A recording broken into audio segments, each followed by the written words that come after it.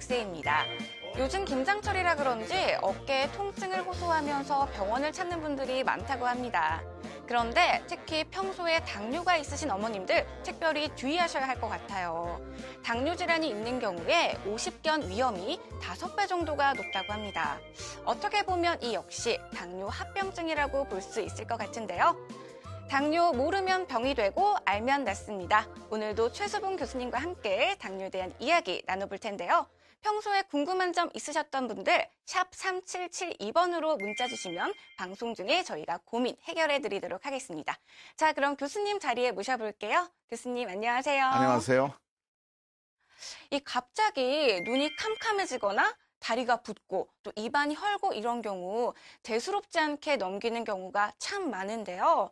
이런 경우에 평소 우리 몸이 이상이 생겼을 때 우리 몸에서 직접 신호를 보내는 경우가 많다고 합니다.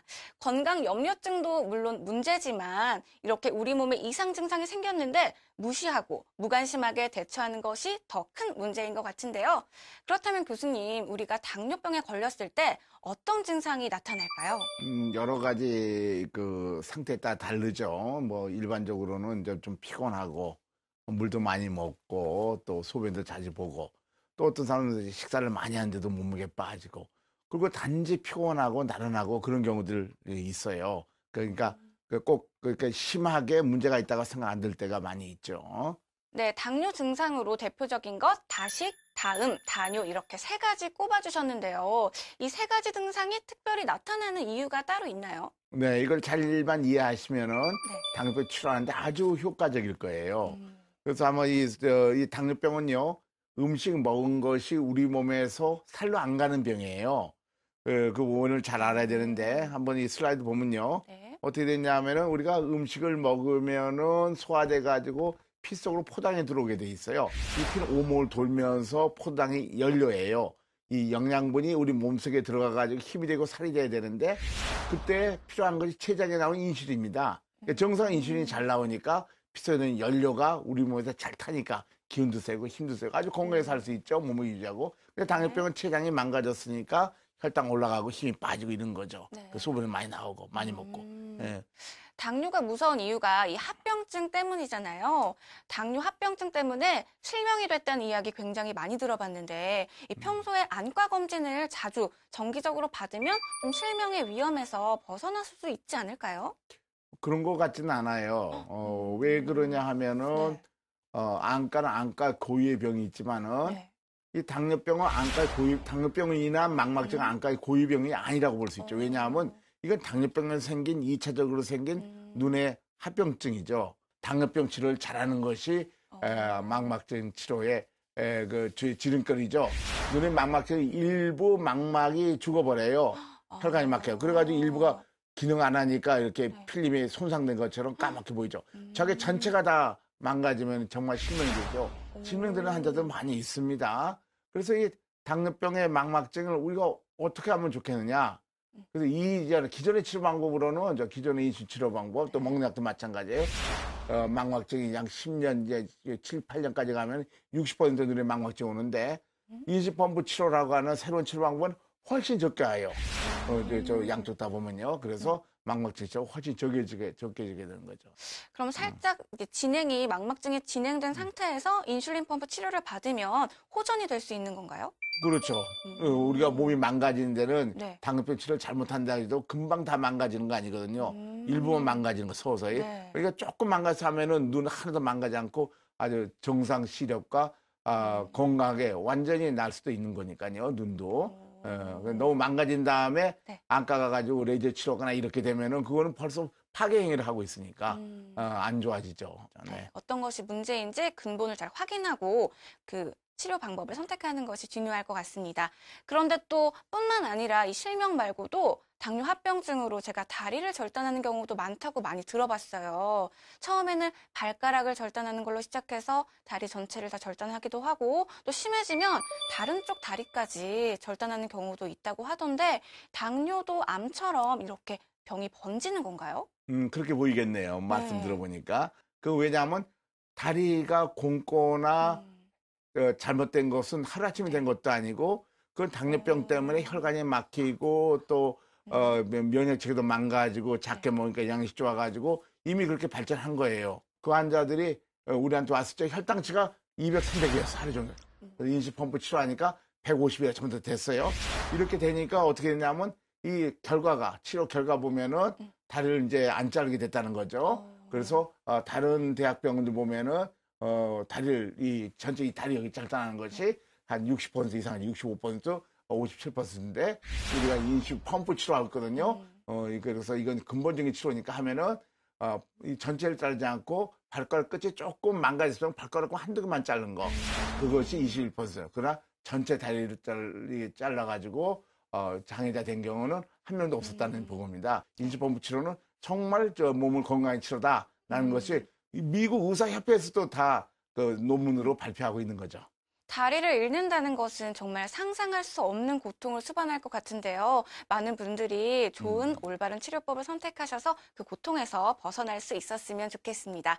자, 오늘도 본격적으로 당뇨병과 그 치료법에 대한 이야기 나누기 전에 사례자분 먼저 만나볼 텐데요. 오늘 만나볼 사례자분은 연세가 조금 있으세요. 그럼에도 불구하고 평소에 운동을 굉장히 열심히 하신다고 합니다. 저희가 처음 찾아가 본 곳도 헬스장이었는데요. 어떤 분인지 화면으로 함께 보시죠. 대한민국 상남자를 외치며 운동산매경에 빠진 이들. 그중에서도 유독 다부진 몸을 자랑하는 이가 시선을 사로잡았으니 탄탄한 근육과 잘 빠진 몸의 주인공은 놀랍게도 나이대가 지긋해 보이는 어르신이었는데요. 바로 오늘의 사례자 이재양 씨입니다. 한눈에 봐도 어느 정도 연륜 있어 보이는 이재양 씨의 나이는 올해 73세. 70세가 넘는 고령임에도 매일 1시간 이상 근력 운동을 빼놓지 않고 있다고 하는데요. 근력 운동에도 지치시지도 않는지 바로 러닝머신 위로 올라타는 이재양 씨. 이렇게 이재양 씨가 운동에 열중하게 된 데는 특별한 사연이 있다고 합니다. 네, 제가 당뇨가 있어서 운동을 열심히 해야 좋다고 그래서 이렇게 열심히 빼놓지 않고 하고 있습니다. 놀랍게도 당뇨를 앓고 있었던 건데요. 지금이야 당뇨 환자라는 게 믿기지 않을 만큼 정정하시지만 불과 5년 전만 해도 걷는 것조차 힘에 부칠 만큼 기운이 없어 조금만 걷다가 길가에 주저앉는 일이 다반사였고요. 심한 갈증으로 물이 계속 먹히다 보니 평소보다 2배 가까이 화장실을 들락거리고 그러다 보니 자연스럽게 체중이 빠지기만 했었다는데요. 하지만 지금의 모습을 보면 전혀 상상이 안 갈 정도입니다. 주위의 젊은이들 역시 이재양 씨를 보며 놀랍다는 반응인데요.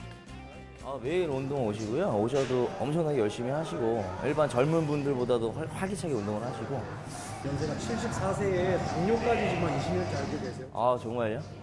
전혀 생각도 못했는데요. 이재양 씨가 당뇨를 앓은 지는 벌써 20년이나 되었다고 하는데요. 정확히는 당뇨가 오기 직전 단계인 내당 상태였다고 합니다. 당뇨 초기 단계를 할 수 있는 내당 상태를 쉽게 생각하고 관리를 소홀히 했던 게 문제였다고 하는데요. 이때만 하더라도 제가 당뇨가 크게 문제가 되진 않았고 약간 당뇨가 있었지만 그렇게 무시를 했던 겁니다. 이것이 전에 어떤 결국 약물 치료를 시작했지만 혈당 조절은 마음처럼 되지 않았다고 합니다. 3년 동안 그 약물 치료를 했는데 인슐린 조절이 잘 안 됐습니다. 그걸 꼭 챙겨 먹는 것도 좀 문제였지만은 식사량도 문제 있고 여러 가지가 조절이 잘 안 돼서 상당히 고민을 했습니다. 계속 혈당치가 조절이 안 되기 때문에. 결국 혈당 조절에 실패하고 부작용까지 걱정된 이재양 씨가 선택한 마지막 방법은 인슐린 펌프 치료. 치료를 시작한 지 5년째인 이재양 씨의 현재 당 수치는 몇일까요? 104가 나오고 있습니다. 2시간에 100부터서 140이면 정상입니다. 되게 완전 정상. 정상으로 좀 보고 있습니다. 되찾은 건강으로 이제는 여느 어르신들보다 훨씬 행복한 생활을 하고 있다는 이재양 씨. 마침 TV에서 방송되고 있는 한 여행 프로그램에서 눈을 떼지 못하시는데요. 여행 좋아하시나 봐요? 예, 아주 대단히 좋아합니다. 예, 제가 여행 매니아입니다. 지금 14년에 걸쳐서 140개국 정도 예, 140개월 정도 제가 여행했습니다. 여행 가셨던 그런 기록들 좀 보여줄 수 있을까요? 네, 보여드릴 수 있습니다. 이재양 씨를 따라 들어선 방의 벽면에는 그동안 세계 각국을 돌아다니며 모은 기념품들이 가득했는데요. 이제껏 건강 걱정 없이 마음껏 원하는 여행을 다닐 수 있었던 이유가 이재양 씨는 단연코 인슐린 펌프 치료 덕분이라고 말합니다. 제가 이런 당뇨가 있는 상태에서 여행을 제대로 할 수 있을까. 그래서 고민하다가 그 이전은 도저히 할 수 없다라고 이렇게 의심을 했었는데 이걸 참으면서부터 자신감도 생기고. 인슐린 펌프 치료로 혈당 조절을 비롯해 건강을 다시 찾은 기쁨은 말할 것도 없고 무엇보다 생활에 대한 마음가짐이 달라졌다는 이재양 씨. 나이가 들어 무기력해지지 않도록 많은 일들을 하고 있었는데요. 크리에이트의 가장 정신적인 포탈라공을 제가 그려놓은 겁니다, 지금. 여행기에 집어넣기 위해서, 책에 집어넣기 위해서. 140여 개국을 돌아다닌 여행 경험을 바탕으로 직접 쓴 여행수기 출판까지 앞두고 있다는 이재양 씨. 인슐린 펌프 치료에 대한 믿음이 얼마나 대단한지 자신이 펴낼 책의 부제에서도 잘 느껴지시죠? 혈당이 정상화되면서 무리한 여행을 하더라도 정상화되고 혈당이 항상 정상화돼서 여행을 마음 놓고 다닐 수 있었습니다. 이재양 씨는 내년쯤 작은 여행 기념관을 세우는 게 목표라고 하는데요. 잘 먹고 건강하고 그래서 멋지게 사는 것. 이것이야말로 행복한 인생이 아닐까 싶습니다. 상태가 좋지 않았더라면 세계 여행을 꿈도 못했을 겁니다. 그러나 이 인슐린 펌프를 차고 제가 세계 여행을 할 수 있었고 또 앞으로는 현 상태에서 더 호전되고 좋아진다면 이 인슐린 펌프를 사용하지 않아도 될 수 있다는 그런 희망을 가지고 있습니다. 앞으로 그렇게 되기를 간절히 바라고 있습니다.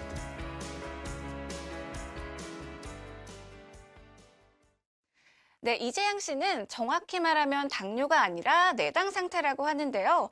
교수님, 내당 상태는 어떤 걸 말하고 또 당뇨와 어떤 차이가 있는지 설명 좀 부탁드릴게요.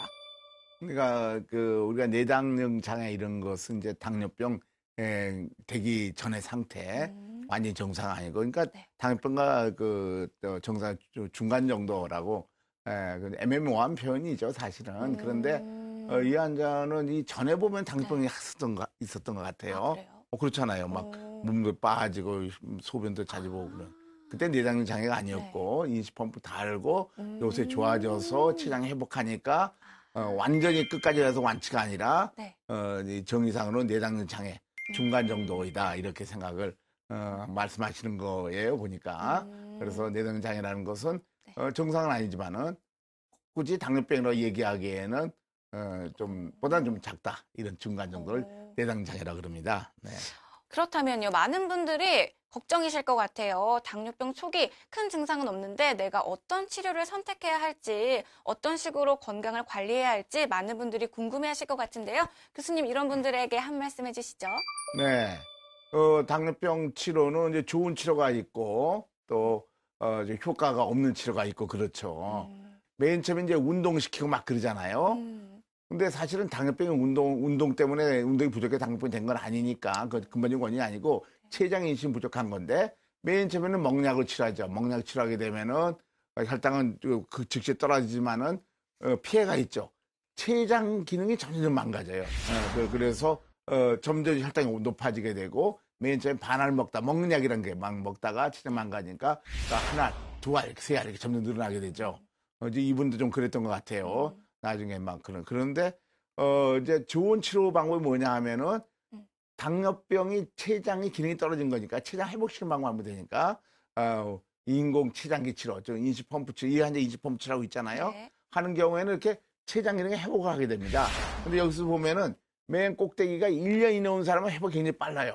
보면은 1년 이내 온 사람은 1년 후에 약 한 68%, 2년, 5년 사이에는 그냥 반수, 6년, 10년 동안 일단 늦게 치료하는 사람은 3분의 1밖에 안 났고, 10년, 15년에 20%. 그래서 일찍 이 치료를 치료하고 인슐린 치료를 할수록 췌장이 조금밖에 안 망가졌으니까 훨씬 더 빨리 낫게 되죠. 그래서 치료 방법에 따라서 효과가 다르게, 치료 방법에 따라 효과가 다른데 일찍 초기 때 치료를 할수록 당뇨병은 병이 안 되는 거죠. 이 환자도 아주 건강히 잘 살잖아요. 일찍 치료해야 되는 거죠. 합병증 온 다음에 치료하면 안 되는 거죠. 네. 네. 네, 당뇨가 불치병이라는 말은 이제 옛말인 것 같습니다. 완치하기 위해서는 초기에 적극적으로 올바른 치료법을 선택하는 게 중요할 것 같은데요. 저희 앞으로 굉장히 문자 상담 많이 오고 있습니다. 그중에 먼저 하나 소개해 드릴게요. 네, 3900님께서 보내주셨는데요. 당뇨병 진단을 받은 지 3년 정도 됐습니다. 그동안 당뇨약을 먹으면서 치료를 했는데요. 혈당이 300, 400으로 높았어요. 그래서 남편에게 부탁을 해서 인터넷으로 당뇨병에 좋은 음식이 무엇인지 찾았더니 여주, 갈색 현미, 개똥쑥 등이 좋다고 해서 사다가 먹기 시작했습니다. 그런데 살만 10kg 정도 빠지고 혈당은 여전히 계속 높아요. 계속 민간요법을 해야 하는 건가요? 라고 보내주셨습니다. 당뇨에 대해 아무래도 걱정이 많으시다 보니까 좋다는 건 이것저것 많이 찾아보고 하시는 것 같아요. 민간요법, 요건 어떤가요, 교수님?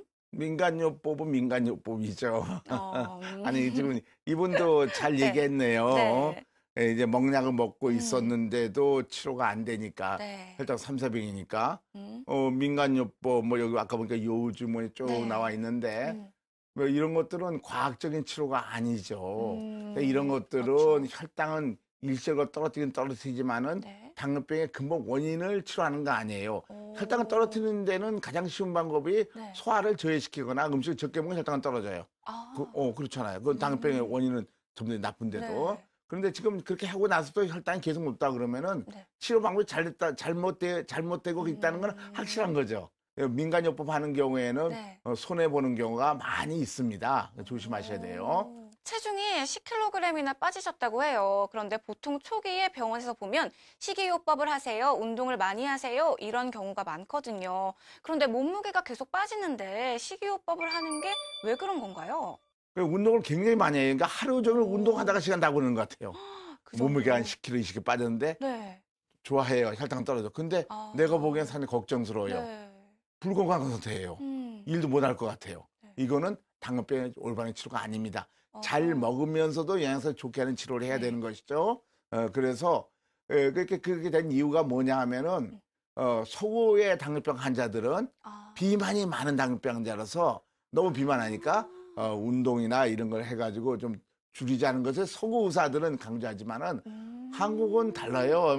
우리가 보면은요, 뚱보가 굉장히 없어요. 지금 보면은요, 비만도 보면은 네. 아시아인들, 한국이나 홍콩은 약 23 정도 되고, 그 다음에 서양인은 27, 28, 30 정도 올라가요. 바디매스 인덱스라고 하는데, 비만도가.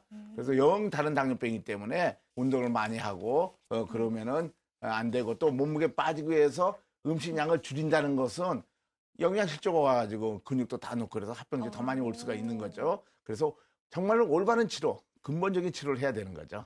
저는 이 같은 당뇨병인데 동양인과 서양인이 이 원인과 병의 상태가 다르다, 이게 굉장히 충격적인 것 같아요. 네, 정말 다릅니다. 네. 자, 여러분들이 참여할 수 있는 코너 마련되어 있습니다. 당뇨병에 대한 궁금증, 그리고 치료법에 대한 궁금증 있으신 분들 샵 3772번으로 문자 보내주시면 저희가 방송 도중에 함께 고민 해결해 드리도록 할게요. 그럼 또 도착해 있는 문자 사연 하나 소개해 드리겠습니다. 네, 3830님께서 보내주셨는데요. 올해 1월에 당뇨 진단을 받았습니다. 그런데 둘째 임신 계획하고 싶은데요. 당뇨병인 상태에서 임신을 해도 태아에 문제가 되지는 않을까요? 출산 후에도 저와 아기가 건강할 수 있는지, 당뇨병도 치료할 수 있는지 고민이 많네요. 라고 하셨어요. 이 당뇨병 진단에도 고민이 많을 텐데 이제 임신 계획까지 있어서 더 고민이 많으실 것 같아요. 굉장히 걱정스러우실 텐데 이런 경우에는 좀 어떻게 하는 게 좋을까요? 지금 임신 네. 얘기 아니에요? 네네. 임신을 하고 아기를 키우려고 그러면은 에너지가 많이 필요해요. 그럼 네. 어머니가 이 영양 상태가 좋아져야 되는데 그렇죠. 어머니가 당뇨병이라면 어머니 자신의 영양 상태가 나쁘고 또한 혈당이 높으면은 혈당 높은 것이 아기의 발육에, 그러니까 또 발현에 아주 어렸을 때부터 여러 가지 장기 맞는데 뭐 도구로 작용해서 그 선천성 기형들이 많이 생기고 또 사망률도 높고 주상기 사망률, 어머니도 굉장히 피해를 많이 가죠. 그래서 이 임산부가 당뇨병 상태에는 특별히 당뇨병 치료를 잘해야 됩니다. 또 한 가지는 임신 때만 당뇨병을 임신성 당뇨라 그러는데 그분들도 보면 거의 대부분 몇 년 지나면 당뇨병으로 발전을 해요. 아, 그래요? 그럼요. 거의 틀림없이 그렇게 되더라고요. 그래서 이것은 이제 췌장의 기능의 문제니까 네. 췌장 회복시키는 방법을 해야 됩니다. 그런 인식법을 달면은 합병증 없이 다들 잘 낫거든요. 그게 다 알려진 사실입니다. 예. 네, 임신성 당뇨는 일시적인 증상인 줄 알았는데 나중에 또 추후에 당뇨로 발전할 수 있다고 하니까 더 유의하셔야 할 것 같네요. 그런데 그럼 교수님 환자분들 중에 산모가 인슐린 펌프 치료를 한 경우도 있나요? 많이 있죠. 이때까지 아, 출산을 못하도록, 그러니까 아기를 배지 못하도록 상당히 권유를 해요, 의사들도. 왜냐하면 살짝 높을 때 아기가 나오면 안 되니까. 그래서 지금 저 환자도 보면은 40살 때 왔어요. 그러니까 39살 때까지 네. 아기를 못 가졌어요. 저번 이제 병원에 근무하는 분이라 그거 잘 알거든요. 네. 자기가 혈당이 높으면은 아기한테 피해가 된다 그래서 안 하고 있다가 인슐린 펌프를 달고 보니까 젊은 여자분들이 아기를 다 잘 낳고 있거든요. 욕심이 생겨가지고 저도 아기 배겠습니다. 그래서 처음으로 아기를 배가지고 아. 39살 때 배가지고 지금 제가 커가지고 이제 10살 된 거예요. 그래서 인슐린 펌프 달면 우리가 이제 자손도 불릴 수가 있죠. 네. 그 저거는 네. 누구냐 하면은 1999년도에 니클 존슨 양이라고 17살 당뇨병인데 당뇨병인데도 인슐린 펌프 달고 네. 미국의 미스 진이 됐어요. 그래 결혼해가지고 아기를 뱄죠. 인슐린 펌프 달고.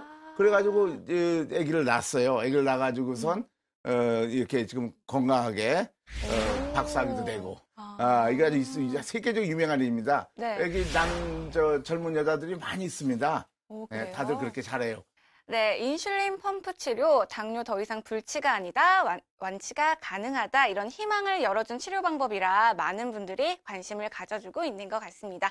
자, 오늘도 교수님과 함께 당뇨에 대한 이야기 나눠봤는데요. 아쉽게도 벌써 인사드릴 시간이에요.